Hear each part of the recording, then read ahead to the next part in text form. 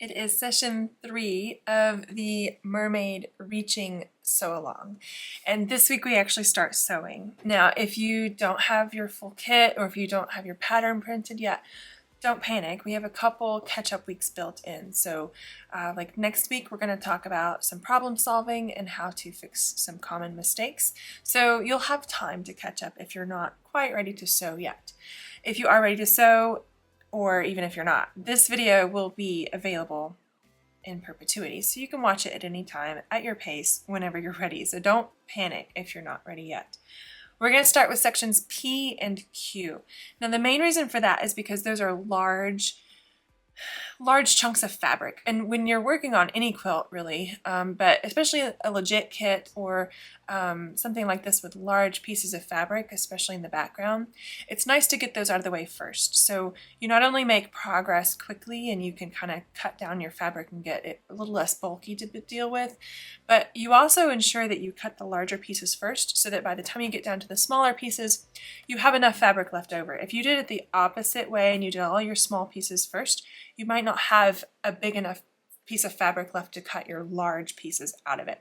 So the way we've done this sew along is very strategic in that we're going to do a lot of large pieces first, get those out of the way, and that also kind of helps you get foundation paper piecing and you get comfortable with it before you start doing some little more detailed pieces. So we'll get some big pieces, some good progress done. We'll ensure that we have enough fabric in the end, and it's just nice to make quick progress. So we're starting with sections P and Q. The first thing you need to do is cut those out of your pattern. So you have large pattern pieces, and I have no scissors apparently. If you don't want to use your fabric scissors on paper, just get a pair of cheap scissors, and we're going to cut out P and Q, which I think most of them are on page 6 of the 7 pattern pages. So go ahead and cut out, let's just start with QA. And I'm going to cut roughly and loosely.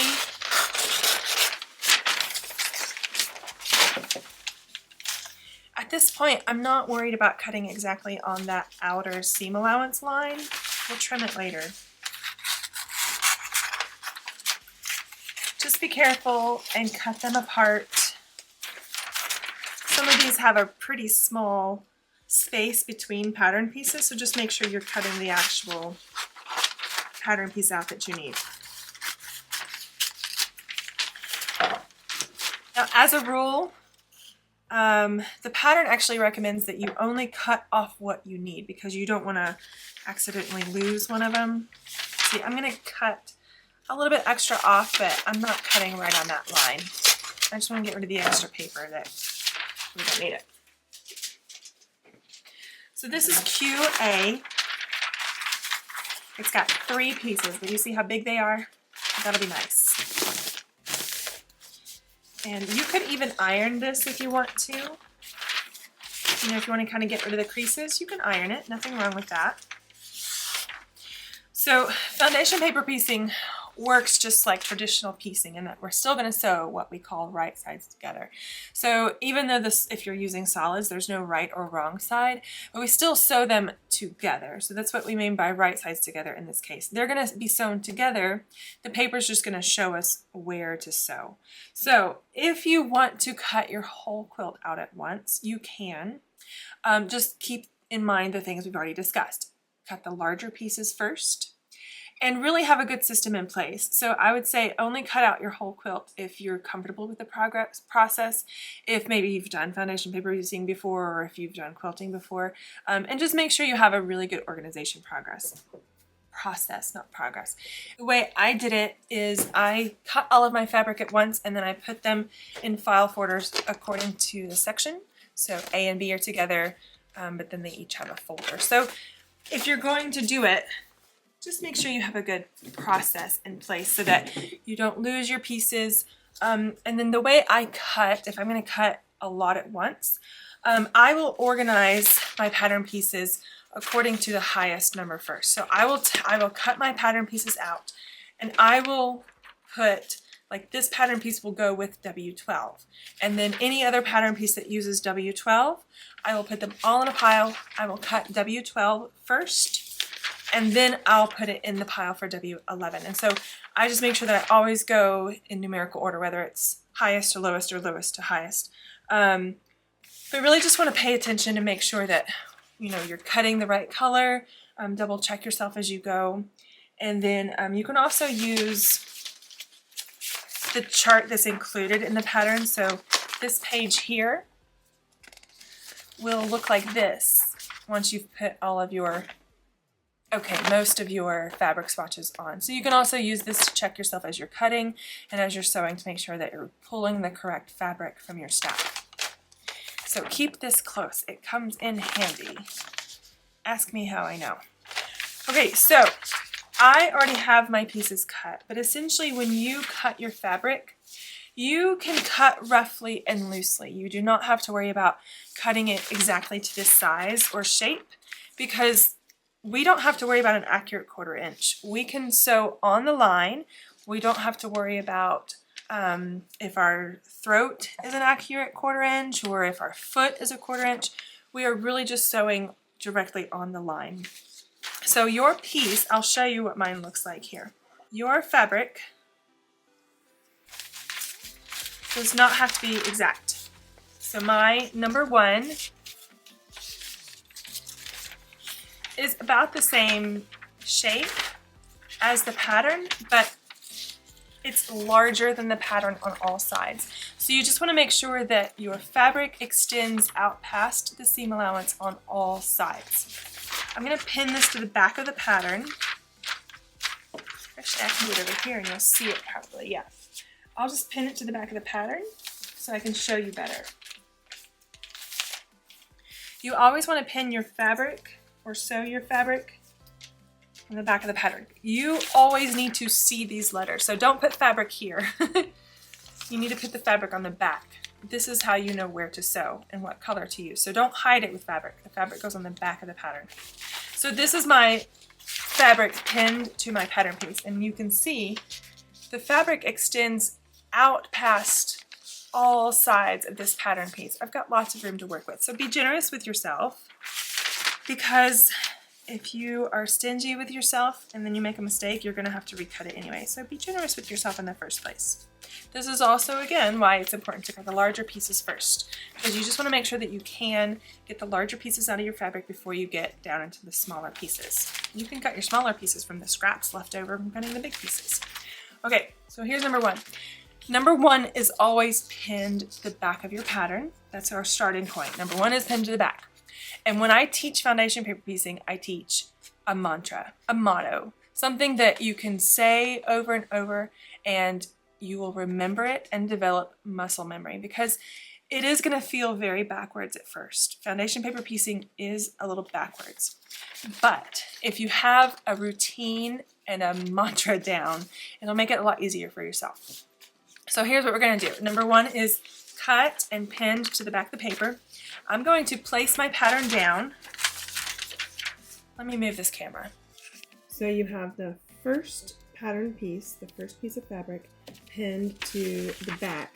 And see, I cut it really plenty large because it's okay to cut big, and we want to make sure that we have lots to work with. So cut it nice and big.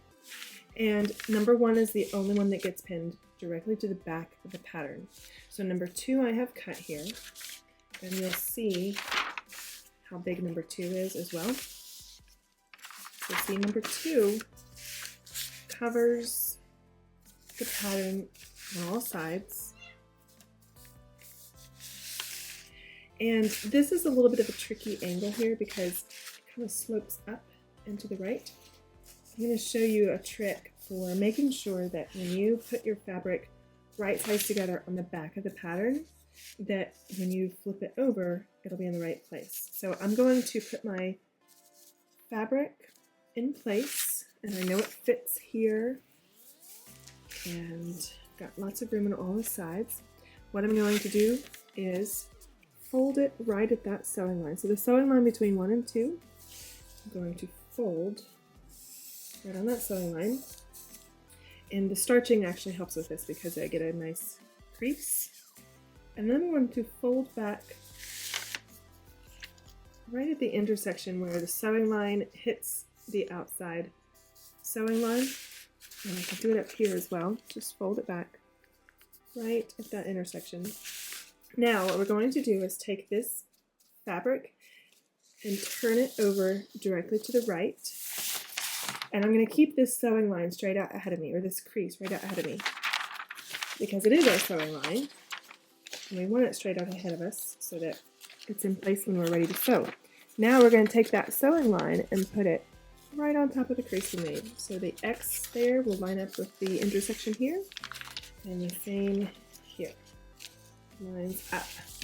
Now, if you are brand new to foundation paper piecing, or you just doubt yourself, you can pin right on that sewing line through all layers and check it before you sew it. So we'll put a couple pins in there, and now when you open it up, pretend you sewed it and you're going to open it up, you'll see it's pretty well covered. Keep with my mantra, lower number left, higher number right, and that sewing line is straight out ahead of me. So we're going to sew right on the line, and I use a pretty short stitch length. I use about a 1.5, 1.8. That's totally up to you. The thread is totally up to you. A lot of people like 50 weight for foundation paper piecing. I use a 30 weight or just whatever I have in my machine. And we're going to start up here above the seam allowance. So start all the way outside your seam allowance.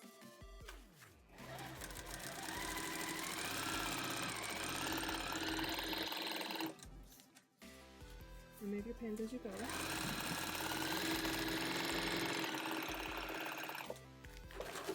And then sew off the other end. You can just come off the other end. So now we need to trim our extra fabric. So this is where foundation paper piecing, I like it because you don't have to worry about seam allowances. We didn't have to worry about, you know, a 1/4 inch or anything like that because the paper shows us where to sew. So now I'm just going to trim about a 1/4 inch away from that stitching. If you feel comfortable with a rotary cutter, you absolutely can use a rotary cutter. Just make sure you're not cutting through your paper. So you're going to cut through both layers, not through your paper. And then we can open this piece up. Now, you can give it a good press, you can give it a finger press. With these big pieces, you can iron it. Sometimes if it's a little piece, I won't worry about pressing between each piece, but because it's such a large piece, you can iron in between each seam. Make sure when you're ironing that you're really pushing that fabric against that stitching. You don't want to iron any pleats into this seam accidentally. You know, you don't want accidentally to do that because that'll make your stitching, when your sections meet up, it'll be inaccurate and your colors will be a little off. So just make sure that you're really pushing that stitching, that fabric against that stitching. So that's 1 and 2 done. Now we'll do 3 in the exact same way. So you can either put it on top and crease it again, or sometimes I just eyeball it because I know that I've got a nice big piece here. Actually, I think I will crease it. So I'll give myself a little X up at the top and then crease it down at the bottom. There are many different ways to make sure you get your fabric in the right place. This is just my way and it works well for me, and for me it's also the quickest. But if a different way works for you, by all means use that way. Okay.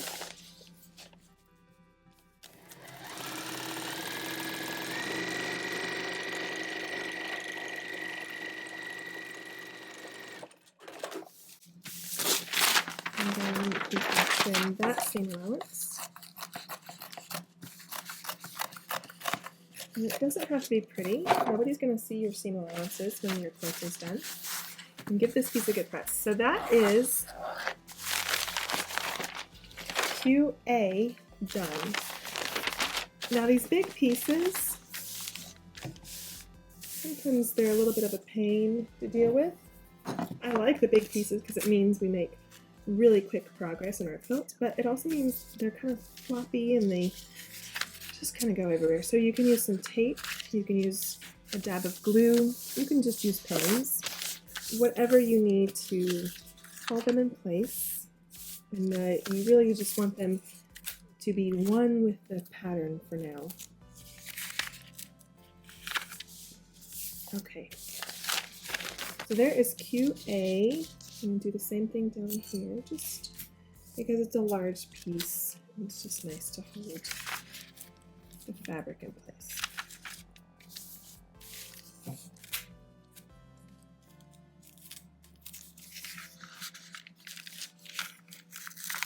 Oops. Okay, QA is done. We're going to set this aside. I'm going to show you a smaller section, how we would put some smaller pieces together. Let's see. Oh, here we go. PJ. That's a good one. It works exactly the same way. Just want to show you on a smaller scale. So we need to find PJ on our pattern. There he is. And we'll cut it out.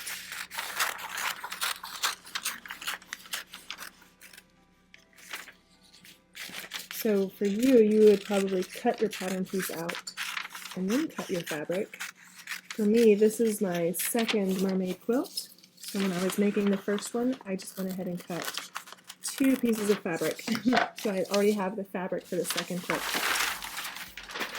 So that's why I have my fabric all cut out. So this is also where your little cheat sheet could come into play, because, you know, especially if you have your fabric cut out ahead of time, and you can really double check that what you're about to sew is correct. So let's double check here. So I have W7, that's correct. W8, that's correct. And W9, also correct. So now I'm good to sew. I know that my fabric's correct. So just like with before, the number 1 fabric gets pinned to the back of the pattern. Number 1 is always on the back directly to the pattern. You need your letters and numbers facing up so you can see what you're sewing. And you could glue or tape this now if you want to. Usually I just pin it, but you could absolutely tape it now. Just make sure you're taping it or gluing it between the seam allowances. Okay, and then number 2.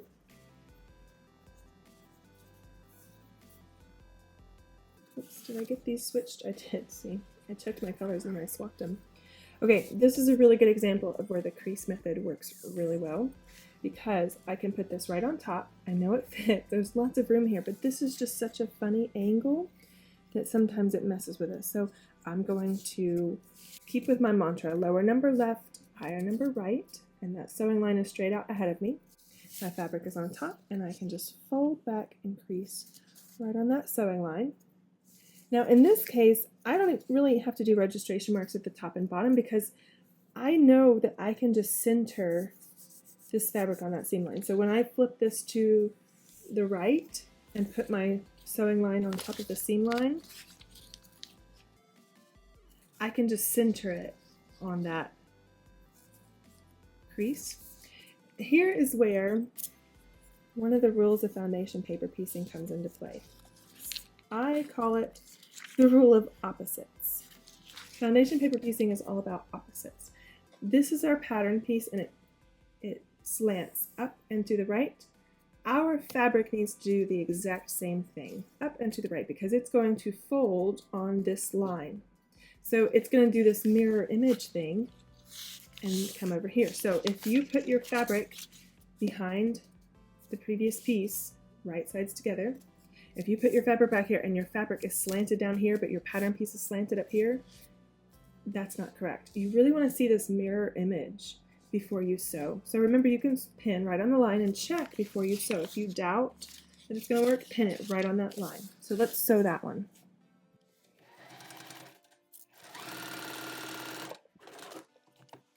Okay, and then trim.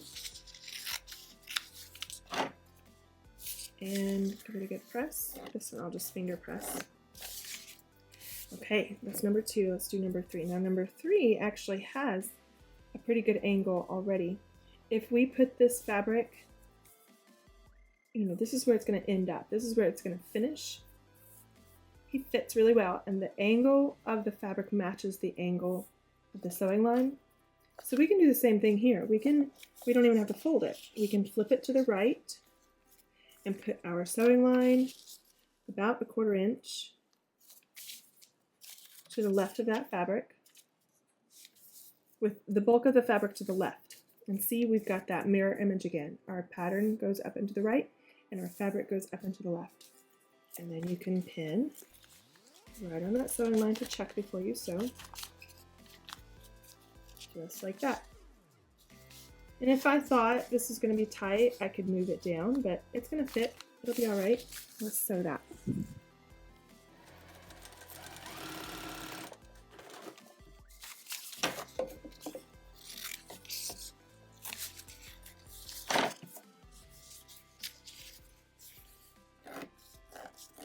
Okay, and there's another section done.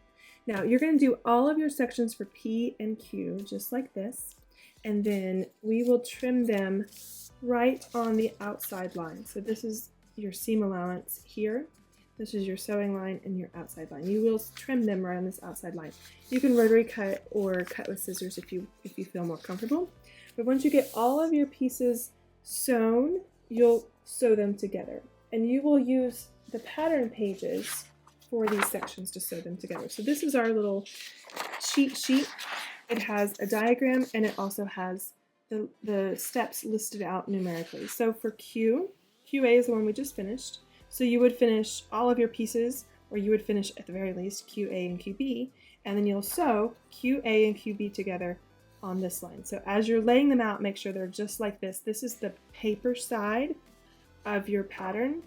So QA will be all the way on the left, and QB will be on the right. So make sure that they're laid out correctly when you're looking at this diagram. So you will sew the Q section together and set it aside, and then you will sew the P section together and set it aside. And see, this one has a few more steps because you have to sew. This is essentially a row and a row and a row, and then you sew your 3 rows together. This comes together in large sections, and the large fabric can be a little bit awkward, but you can get through it, and then it is very satisfying when we make such quick progress on our quilts. So I'm going to wrap this session up here. Complete all of your P and Q pieces and really just follow that mantra, lower number left, higher number right, with that sewing line straight out ahead of you. You really want to set yourself up so that as you're putting the fabric where it goes, you're ready to go right into your machine, and so there's not this confusion about which way do I turn it now. If you just set it up that way, lower number to the left, higher number to the right, you'll be ready to sew it as soon as you get your fabric in place. So that works well for me. If you have another system, it's totally okay to use it. Whatever works for you is totally fine. I'm not going to tell you you cannot use. If it works for you, use it. That's totally fine. So next week, we're going to go over a couple ways to fix mistakes. Sometimes we have to rip it out. Sometimes we don't have to completely rip it out. So I will show you several methods there, and we'll just kind of use that as we go along. We will make mistakes. It's okay. It's going to happen. But let's make it as painless a process as possible. So we'll cover that next week. I would love to see your progress. So you can post on Instagram or Facebook, tag me, Cranky Kangaroo, or Helen, and sew I, AND_SEW_I, the letter I. And we would love to see what you're making. If you have any questions in the meantime, you can contact me, crankykangaroo.com, or any of the social medias. And I will see you soon.